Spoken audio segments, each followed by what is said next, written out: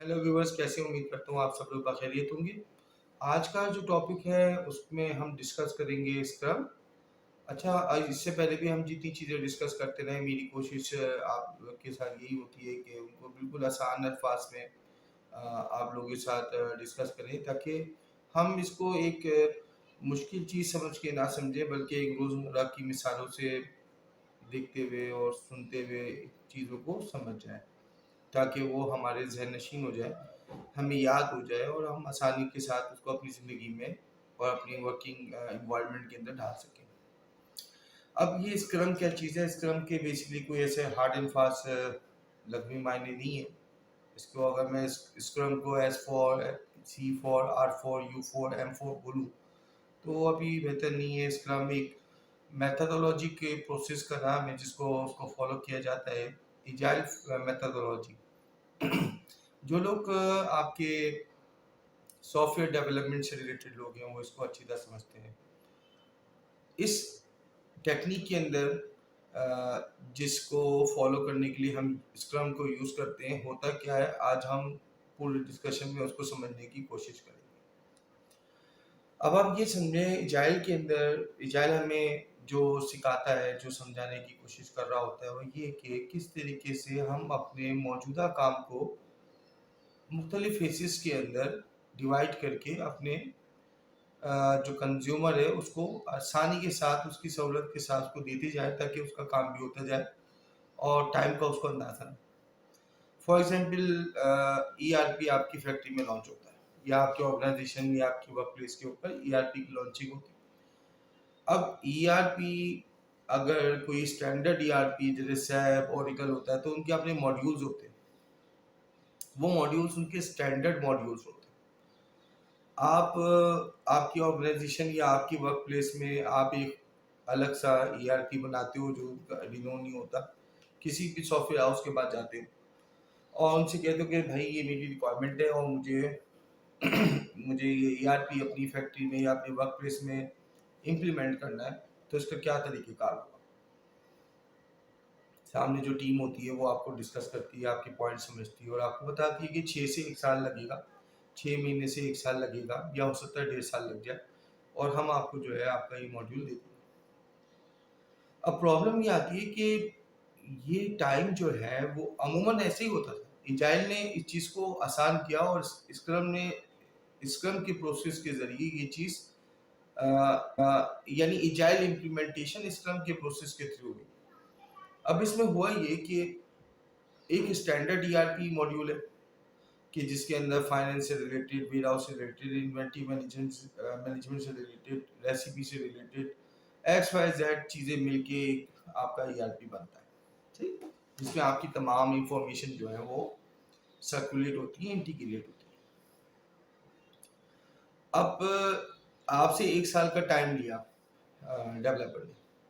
आप जो हो वो प्रोडक्ट के बारे में, मतलब आप हो बेसिकली जिसके लिए वो चीज़ बन रही है, और सामने वाले डेवलपर्स आपके लिए काम कर रहे हैं और आपको एक प्रोडक्ट बना के दे रहे हैं आपकी रिक्वायरमेंट के ऊपर।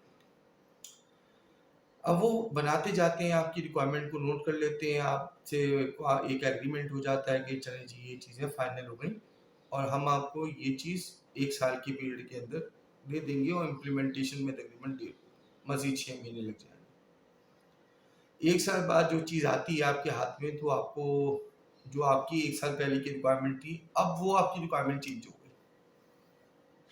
अब आप बोलते हैं इसमें ये भी होना चाहिए, इसमें ये भी होना चाहिए, इसमें ये भी होना चाहिए। जबकि आपका जो कॉन्ट्रैक्ट हुआ वो सामने वाले से है, सॉफ्टवेयर डेवलपमेंट से है, या जो भी उनकी ऑर्गेनाइजेशन थी, कि मुझे ए टू सी चाहिए।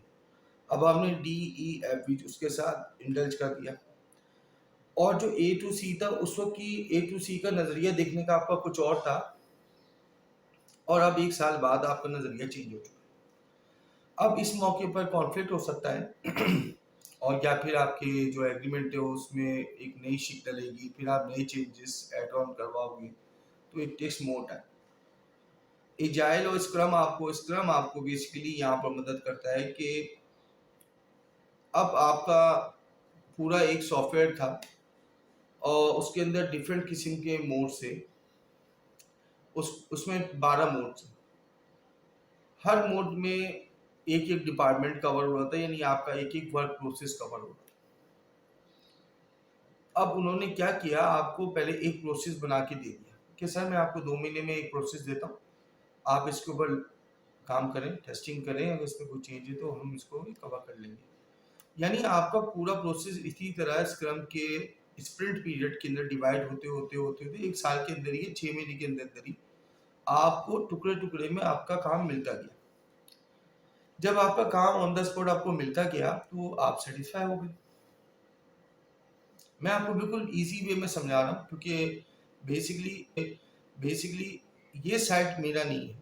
I am not technical person कि मैं आपको डेवलपमेंट से रिलेटेड, मैं सप्लाई चेन से रिलेटेड बता सकता हूँ। लेकिन जो मैंने अपने दोस्तों से, आईटी से रिलेटेड बंदों से, साथियों से डिस्कस किया और इस टॉपिक को लोगों ने मुझे कहा कि मैं आपसे शेयर करूं, तो मैंने बताने की आपको कोशिश की जो मैं समझाऊं। अब जब टुकड़ों में आपको काम मिलता है तो आप सेटिस्फाई होने लग जाते हो। अगर उसके अंदर किसी किसी की चेंजेस आ रही होती है तो उस नेक्स्ट मॉड्यूल के अंदर जब वो बन रहा होता है तो उसके अंदर आप पहले ही उस प्रोजेक्ट के अंदर अपना इनपुट देके उसको सेट करके और आप ले लेते हो। तो इस तरह से जब आपका पूरा फेज कंप्लीट होता है तो एब्सोल्युटली करेक्ट होता है और आपकी जो रिक्वायरमेंट होती है वो हो जाती है। अब इसी स्क्रम को हम लोग सिर्फ सॉफ्टवेयर डेवलपमेंट की हद तक नहीं रहने देते, हम इससे कहीं आगे बढ़ते हैं। हम देखते हैं कि ये जो टेक्निक है, ये टेक्निक कितनी यूजफुल हो सकती है हमारे दूसरी जिंदगी के मामला और हमारे दूसरी ऑर्गेनाइजेशन के प्रोसेसेस के अंदर। फॉर एग्जाम्पल, मैं एक मैन्युफैक्चरिंग इंडस्ट्री से हूँ और मैं एक प्रोडक्ट तैयार करता हूँ। अब उस प्रोडक्ट को मार्केट में डालने के बाद, यानी मार्केट में अगर मैंने उस प्रोडक्ट के पूरे पूरे बैचेस अपनी तरफ से फोरकास्ट करके बना लिए, अगर वो बैच मैंने मार्केट में फुल फ्लैश अपनी प्रोडक्शन चलाई और मैंने उसके 1000 या 2000 या 4000 यूनिट्स मार्केट में दे दी और वो फ्लॉप होती है, तो फिर क्या होगा? वो टोटल लॉस हो जाएगा। इसके लिए हम क्या करते हैं कि हम यहाँ पर स्क्रम लेके आते हैं, स्क्रम टेक्निक।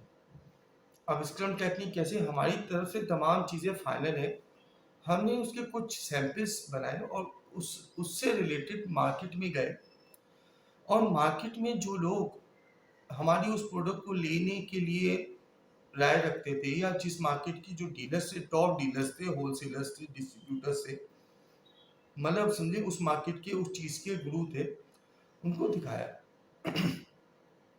उन्होंने कहा कि आपकी प्रोडक्ट अच्छी है, इसके अंदर एक कमी है, ये कमी है, XYZ कमी है, इसको आप इम्प्रूव कर लें और फिर लॉन्च करें, आपको और अच्छा रिजल्ट मिल सकता है।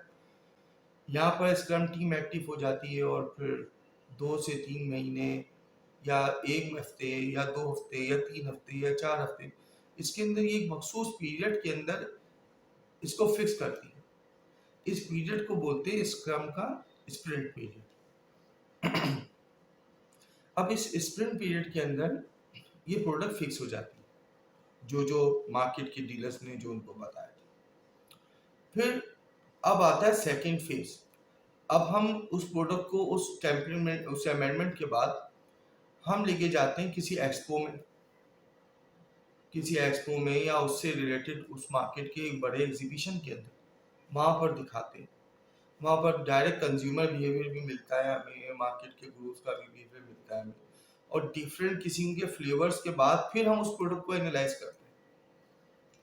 जब हम दोबारा एनालाइज करने बैठते हैं तो फिर दोबारा से हमारी स्क्रम टीम हेड एक्टिव हो जाती है और उसके अंदर दोबारा से काम शुरू हो जाता है। जब ये तमाम प्रोसेस से गुजर जाती हैं चीज़ें, फिर जा करके आप मार्केट में लॉन्च करते हैं। जब मार्केट में आप इतनी वर्किंग के बाद जब कोई चीज़ लॉन्च करते हैं तो फिर आपके चांसेस और एरर्स या फिर फेलियर के चांसेस कम हो जाते हैं, क्योंकि आपने अपनी प्रोडक्ट बनने के बाद उसको मुख्तलिफ किस्म के स्क्रम प्रोसेस से निकाला हुआ होता है और आप अपनी चीज़ को फेल होने से बचा रहे होते हैं। स्क्रम के लिए स्क्रम का सिर्फ यही मतलब है कि एक आपकी इनोवेशन के अंदर मजीद क्या चेंजेस हो सकती है, पूरे सिस्टम को बंद किए बगैर आप उस सिस्टम को बंद किए बगैर उसके अंदर इनोवेशन नहीं आए। तो ये आपको जो अमल जिस प्रोसेस से ये चीजें गुजरेंगी उसको स्क्रम प्रोसेस प्रोसेस कहा जाता है।